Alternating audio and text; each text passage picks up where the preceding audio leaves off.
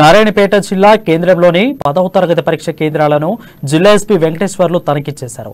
జిల్లాలోని 38వ పరీక్ష కేంద్రాలను పకడ్బందీ బందోబస్తు ఏర్పాట్లు చేశామని, ఎలాంటి మాల్ ప్రాక్టీస్ కు తావులేకుండా చర్యలు తీసుకున్నామని ఎస్పీ తెలిపారు. పరీక్షలు సజావుగా జరిగే విధంగా అన్ని చర్యలు చేపడుతున్నామన్నారు.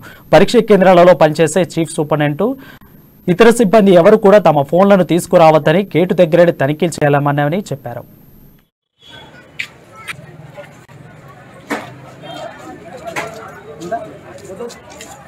నిన్నటి నుంచి మనకు రాష్ట్ర వ్యాప్తంగా 10వ తరగతి పరీక్షలు జరుగుతున్నాయి.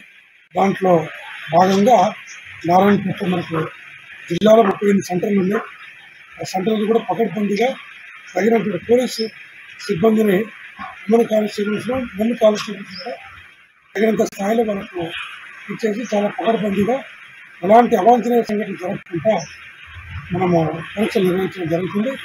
జిల్లా కలెక్టర్ గారు ఇచ్చేసి ఉత్తర్వుల ప్రకారం మనం 144 సిఆర్పిసి మరియు ఈ జిరాక్స్ సెంటర్లు బంద్ చేయటము, ఇక్కడ పబ్లిక్ స్కూల్ సెంటర్స్ ముందర ఎవరు లేకుండా చూడటం, తర్వాత మొబైల్స్ టీచర్లు కానీ సూపరింటెండెంట్ కానీ ఎవరు కూడా ఇన్విజిలేటర్లో మొబైల్స్ లేకుండా చూసే బాధ్యత కూడా పోలీసులు చెప్పారు.